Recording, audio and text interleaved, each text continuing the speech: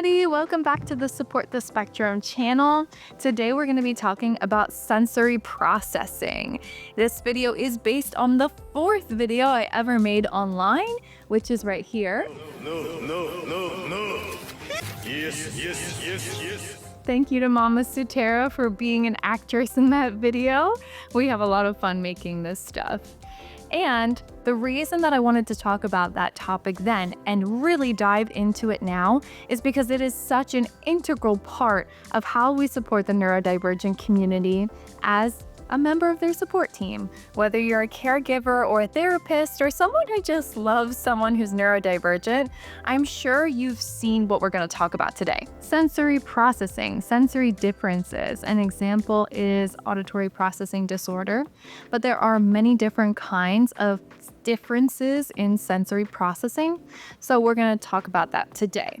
Let's begin with talking about how we as educators classify or characterize sensory processing in neurodivergent people. So a lot of times people will get placed in one of two categories. They are sensory seekers or sensory avoiders. Now, these two extremes are not exclusive, meaning one person is not strictly a sensory seeker or strictly a sensory avoider. That just doesn't happen in real life. Sometimes people are sensory seekers in certain sensory experiences, and sometimes they don't like certain sensory experiences and they're avoiding it. And sometimes it could be different day to day. For example, a lot of neurodivergent people will have a favorite food or a safe food, right? And they're seeking that sensory experience of taste. And then one day, that food becomes disgusting. I've seen this anecdotal note many times with the people that I follow. Neurodivergent people often feel kind of upset when their favorite safe food becomes gross to them, and that's understandable, right? A lot of people call it a hyperfixation meal, and then one day it just drops off and you don't fixate on it anymore, you don't crave it anymore. So that is just one example, but just to let you know, this is not one or the other. People are going to show many different ways that they experience sensory activation. Okay, so let's talk about what's happening in the brain for these two categories. So let's say you have two people performing the same sensory experience. Let's say they're playing in a water pool.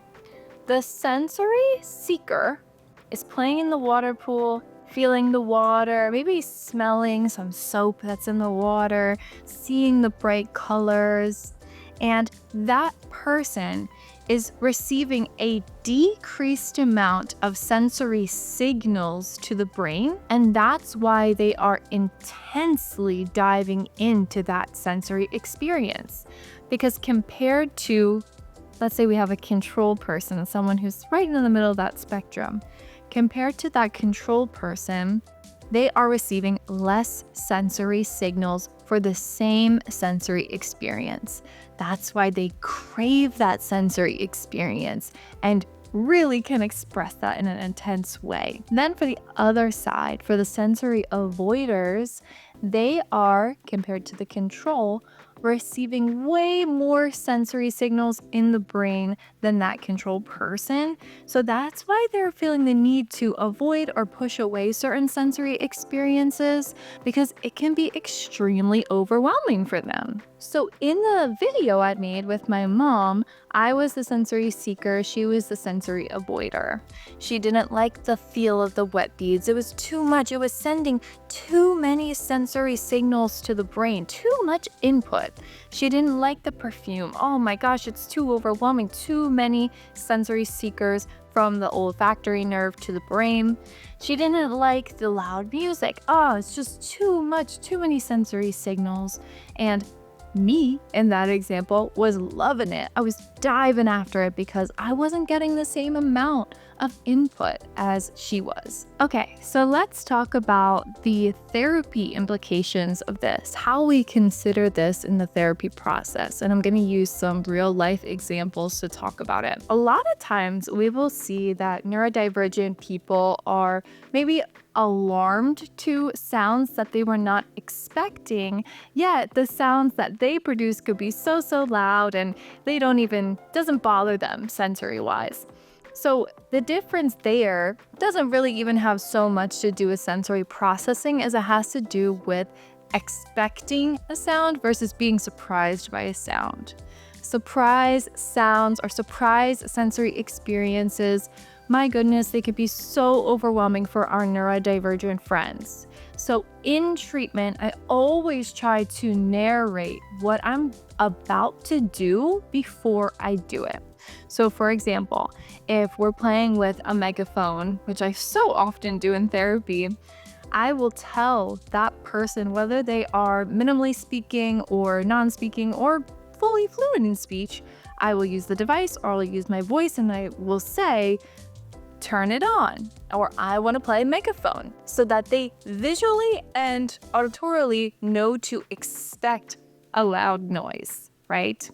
Or let's say I am on a virtual session with someone and I need to share a document with them, share the screen with them. I'm always going to preface by saying, okay, I'm going to share the document now. Are you ready? That way they can prepare themselves for the sensory experience of seeing. And it should be the same way with every sense and with every therapist. Manage what is to be expected so that that person doesn't feel overwhelmed by surprise. I think this is an easy way to make your clients or loved ones feel safe and that their sensory differences are respected. Another example is fluorescent light. That kind of light can be really intense on the eyes for anybody, but for a neurodivergent person, it can be way too much input. So a lot of autism support, neurodivergent support classrooms will have light covers that really help block some of that fluorescent light or turn the lights off. How I use that information in therapy is that I always ask the client whether they want the lights on or lights off in the room. And similarly, visual distractions is also a really important thing to consider. All of my treatment rooms, all of my treatment materials, I try to decrease the amount of visual stimuli as much as possible. Simple plain backgrounds, simple plain setup, so that the stuff that they need to process is as clear as day and they're not getting distracted by other sensory input, right? Now, everybody is different. I have a client who absolutely loves chaotic visual input, scrapbooking, collaging, stuff like that. So I changed things up for them and include a lot of visual stimulation because that's what they enjoy. So it is based on knowing your client. But I think a very safe bet is to decrease visual stimuli, keep it as simple as possible. When you're just starting to get to know someone, you will see a lot of neurodivergent people wearing noise canceling headphones. This is a great tool. And I find that hearing is a very powerful sense for our neurodivergent loved ones. Now, hearing is very closely tied to memory, just like smell is. Smell is also really closely tied to memory too. And episodic memory specifically. Episodic memory is really strong in our neurodivergent friends. And I feel there is just some kind of connection. So when we are trying to redirect or help regulate someone using sensory activation, I always try to recommend the auditory component, the hearing component first. If you could provide that person with noise canceling headphones or provide that person with their favorite sounds, it might really help them to regulate, it might help them to redirect. Also, visually, taking them away from the space that is dysregulating or that is overwhelming to them, physically moving them helps. Changes that vision processing, right? And a lot of people benefit from deep pressure, proprioceptive stimulation. There are a lot of clients that I have that when they're feeling anxiety, when they're feeling heightened, it really benefits them to just get not a hard squeeze, but just a very consistent deep pressure. Weighted vests, weighted blankets are really helpful. And that literally, what that does is that takes energy away from the parts of their brains that are really elevated, the emotional parts of the brains, the survival parts of the brains, and it just takes energy away from them. So that whole part of sensory processing is something that we will talk about more in another video that has to do with emotional regulation knowledge that I so want to talk about. I'm actually developing a course right now because it's so necessary to know about when you're treating neurodivergent people. But just to kind of foreshadow that has a lot to do with sensory differences. Another thing that we must consider is that autistic people specifically, they studied autistic brain matter post-mortem and found that they had a lot more presence of synapses. And it appeared that synaptic pruning did not occur as much as it does in neurotypical people. What does this mean? This means that over time in neurotypical development, your brain will get rid of the synapses that are no longer important to you, imperative to you. You know the phrase, use it or lose it. This absolutely applies to this. When we are growing up, we will snip the synapses away that we don't need, what our brain deems not necessary for continuing development. Meaning, if I'm going the science route, I'm probably losing my skills in sewing. I don't know why that came to my mind. But I used to sew a lot as a kid. I probably don't have as many of those synapses because I just haven't done it in a long time. But what they found in postmortem brain tissue of autistic individuals is that they had a ton of synapses. The synaptic pruning did not happen as much for them as it does for neurotypical people. What does this mean? It means that the brain is crowded with synapses. This means that as input comes into an autistic person's mind, it is having to make so many more stops in order to integrate the information, formulate a response, and give a response. This is really, really important to think about when we're talking about sensory processing, because it has to do with allowing that person processing time. And processing time is a whole nother video will be coming, but we have to remember that we can introduce a sensory experience to a neurodivergent person, and because of these synaptic pruning differences, because of their sensory differences, we have to give them enough time to take that in. For example, I might spray water during session, specifically when I'm using my garden or spraying book available on my website. That's a sensory experience that I introduce in treatment, and that person might feel the mist and they might at first run away from it. That's something we see in therapy with sensory avoiding people, and not necessarily just sensory avoiding people, but someone experiencing a new sensory experience to them might initially walk away. The first response was, gotta protect myself. Then they might walk away and process it, and I'll give them a good 30 seconds to a minute, process it, and they might come back.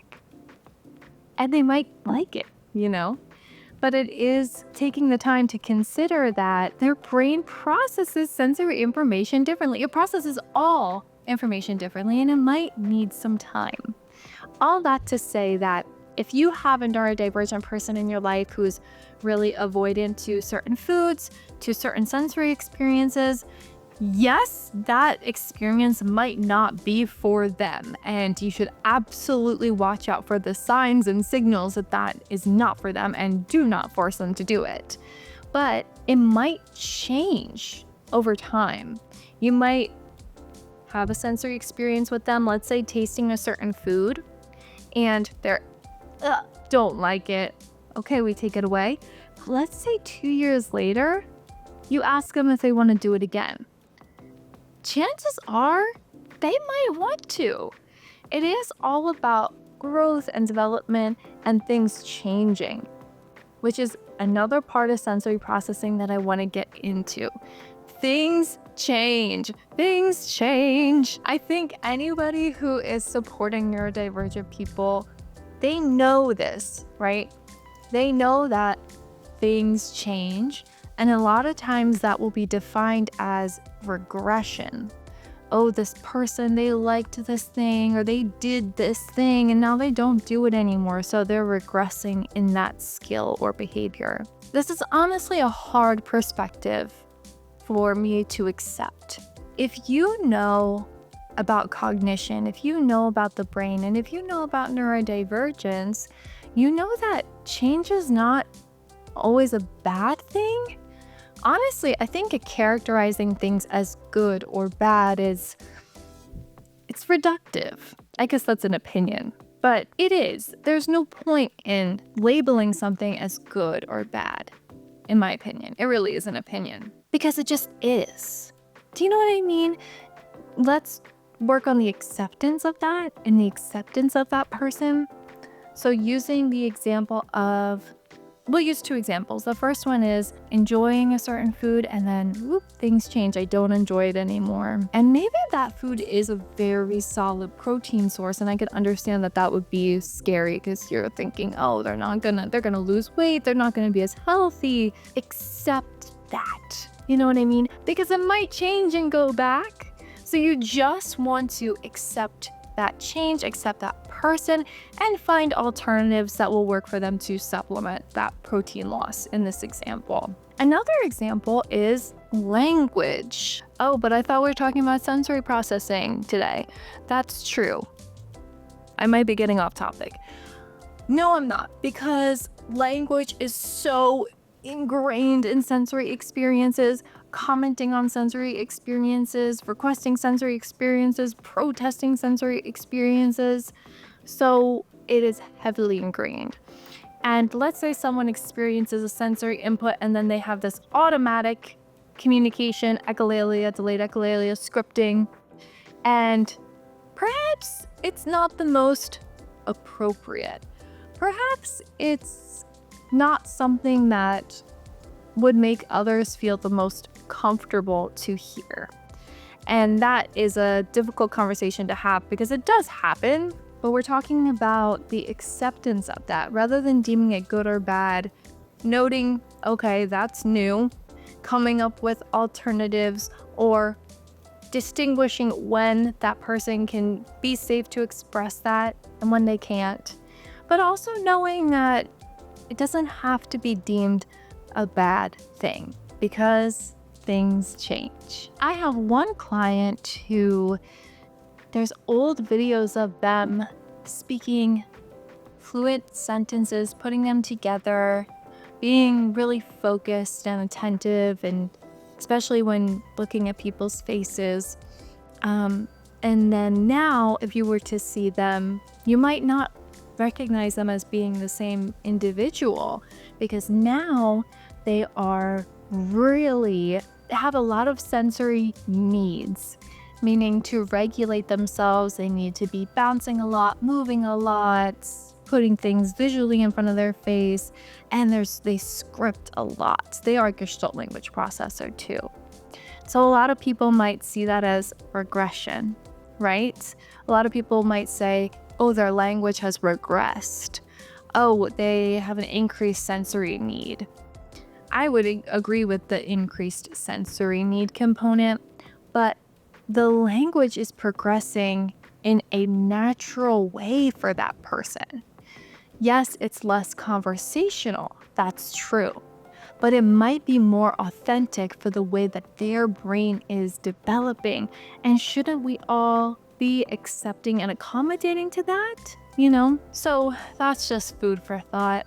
That's adding my language that I must add everywhere into this conversation, and adding cognition into that as well. So just to recap, sensory processing and the sensory processing profiles that we so frequently see in the neurodivergent support community, sensory avoiding, sensory seeking, it has all to do with the amount of cognitive stimuli, the amount of sensory signals that person is receiving.